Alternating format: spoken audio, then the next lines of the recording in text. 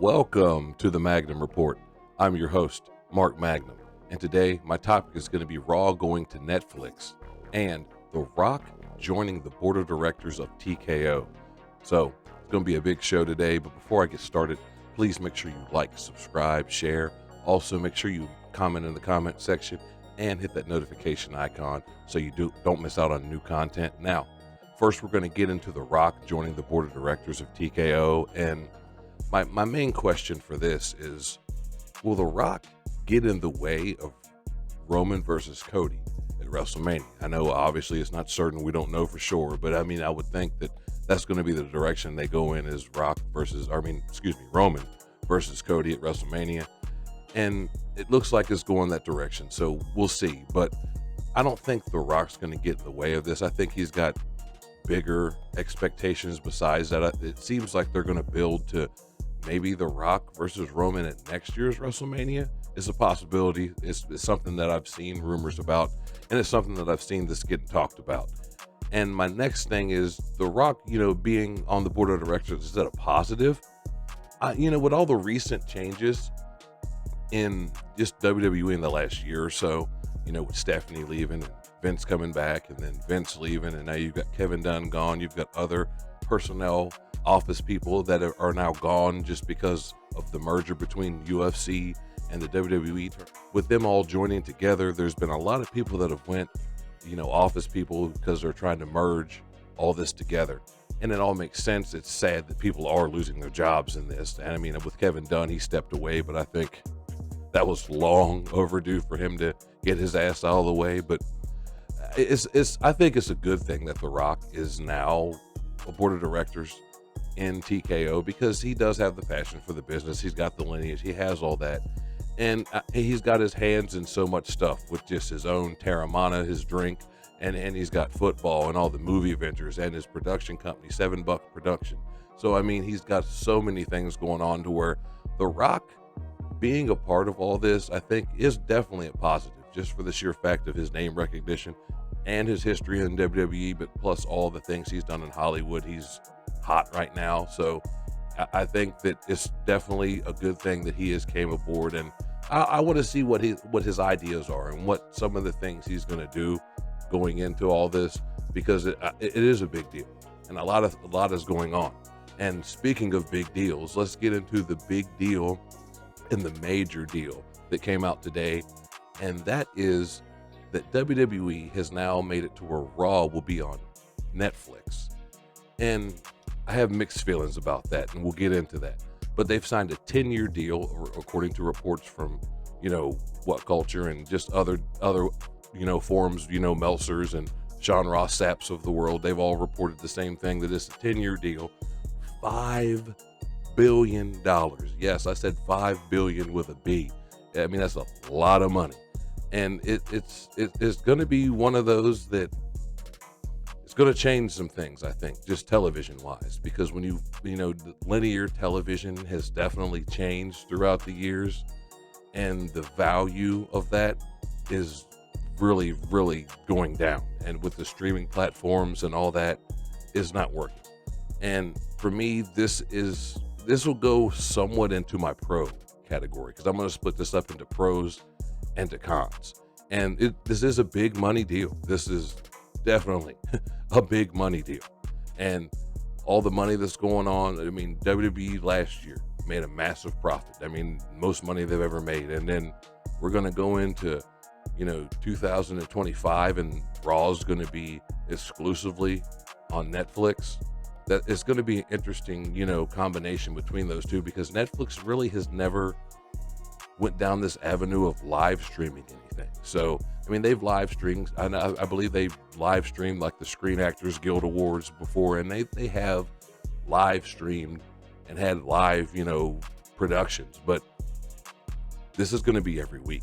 This is going to be 52 weeks a year, and this is going to be something, it's going to be a change for WWE in the aspect of they've never went to something solely streaming. It's always been a cable channel or a network channel like USA, or in the network aspect, it would be Fox or something, how SmackDown's on Fox. So it's interesting to see how all this is going to play out. And I know there's a lot of people that have their opinions on that, and so do I. And into my next point on this, I think the production value is going to go up. I mean, as if WWE's production is not good enough. I think with this extra boost of money, I think we possibly could see more 4K shots and just better camera work. I mean, we've already got a new guy doing the production as the director or whatever that took over for Kevin Dunn. So there's already, you can see just watching Raw and SmackDown, there's been small, changes going on to where with them going with this and having Netflix now being a part of it, I'm sure Netflix is going to expect high production value. That's probably one of the reasons why they're paying them all this damn money, is because they're expecting a high level from WWE. So it's going to be quite just the sight, and I'm so curious to see what's going to happen. But I also think that with all this money that I just talked about, there's going to be more money to pay the free agents that are going to be coming up here in the next couple of years, and even here this year, the Becky Lynch's, the Seth Rollins, the Drew McIntyres. I know Sheamus's contract is coming up soon. I mean, some of these people might still leave, but this gives them more ability money-wise. I know the deal's not going to be, it's not going to actually happen. They're not actually going to be on Netflix until next year, but they know this money's coming. So they're going to have this extra cash, they know, to just keep some of these people and throw more money at them, because Tony Khan's going to throw a lot of money at some of these names I just named, the Sheamuses of the world and the Drew McIntyres, to try to get them to possibly come over to AEW. But with now this and more money that WWE is going to be making this year and going into next year and into the future, they're going to definitely have the paper to try to hold some of these guys and make them stay in WWE and just give them that motivation to want to stay. Now, let's get into the cons of this, though. And for me, the cons, it just, like I said, it further shows the death of linear television. It further shows that people, I've already, like the average person, not the average person, but some people have cut the cord on cable and cable television. A lot of people have streaming apps and stuff like that, where you've got, maybe you've got Prime, maybe you've got Netflix, maybe you've got Hulu, maybe you've got them all, who knows? But the model for watching television has definitely changed in the last 10, 15 years. First it was Netflix, and then Hulu, and then a lot of them. Now you've got Paramount Plus and Apple TV and just so many different things you can watch. You've got the free stuff, Tubi, Pluto, all this different, Pluto TV, all this different stuff that they have now, to where you don't necessarily have to have cable to still watch television. And it's just the way people watched it changed about maybe 10 years before this with DVRs, and it wasn't no more appointment television. You could just set your DVR to record something and watch it later. You had that a little bit in the VCR era, but it wasn't the same as it is now, where you can just set up stuff for years and not have to touch a thing. So it makes it to where people's habits have changed, and the way they watch TV has changed, and how they watch TV has now changed. So I think that's a con, because it's hurting the television market even more, because now you got a big show that's been on television for years. Since 1993, Raw has always been on either USA, Spike TV, TNT, back to USA. They've always been on some kind of cable television. And this is going to be a massive change, I think, for the better, but not for television. And now into my next point is, for me, it's another streaming app that you have to pay for. And like with me right now, I don't have Netflix right now. That was one of the ones when they keep boosting the price on some of these apps, some of these streaming platforms to watch stuff. Some of these I check out, and Netflix was one of those. I think I've got Max and some stuff for the kids, and I think I have Paramount Plus, and that's it. And of course I've got Peacock for the wrestling. But a lot of people just don't realize that as a consumer, our money, we're not millionaires over here. We can only pay for so much stuff, and with the merchandise for t-shirts and stuff of that nature, when you go to a live show, or just to pay for this or that, or just to pay for your life in general, things are expensive.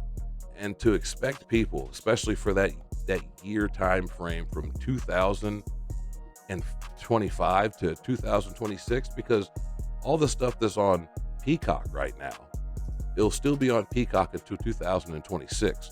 And I'm assuming, from the rumors and everything I've been reading today, it looks as if all the stuff that is on Peacock after 2026 is going to move to Netflix.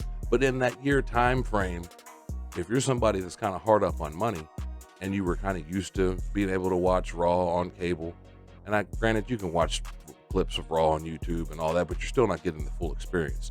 And if you're doing all that, and now you're telling me now I've already got Peacock because I'm paying for that to make sure I can watch the premium live events, and now you're telling me from 2025 to 2026, I've got to juggle both of these. And for some people, this is not going to matter at all, and it's, money's not that big of a deal. But for me, being a former independent professional wrestler, I know that the average wrestling fan does not have that much money, and that's not a knock on the average wrestling fan. That's just what it is. And for me, you're asking the consumer to pay more money to watch something that they were watching on cable before. Now I've got to pay for an app that I may or may not have necessarily wanted. Just like Peacock, I probably wouldn't have Peacock if it wasn't because WWE's on there. But now you're telling me I've got to get Peacock for that year, and you're telling me that same year you guys are going to switch to Netflix, and that's the only way I can watch Raw. And from what I understand, they're going to have NXT on there. And this is most of what I'm talking about is only for the American viewers, because in Europe and Asia and all the other territories and countries that they're going to be running this in, it's not going to be the same. But in America, we're going to have this problem to where we're going to have to juggle some of this. And because like in England and whatnot, like NXT and some of their shows are on their TNT or whatever station it is over there, to where they can already see all this. Now, for them, they're happy because they're going to have all of their stuff consolidated on to Netflix. But for us, now we've got to watch, Raw on Netflix, watch NXT if you're still watching it on the CW, and then watch SmackDown on Fox until they switch that and it goes to USA. So there's a lot to juggle. And I know for some people, it might be hard to watch all this and keep up with all this and do all this because money is tight. And like I said, the average wrestling fan does not have that much money. But anyway, what do you guys think in the comments? Do you think, that this is a good thing for WWE, a bad thing for WWE, a bad thing for television? Let me know in the comments.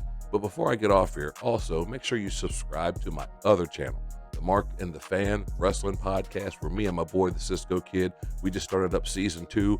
We just put the first episode up. The second episode's coming soon as well. But make sure you subscribe to that. But also subscribe to this channel before you get off here. And hit that like notification icon, hit that subscribe button. Just make sure you support me, guys, because the views are going up and I love it. But anyway, I've went on too long. This has been another edition of the Magnum Report. Thank you for watching.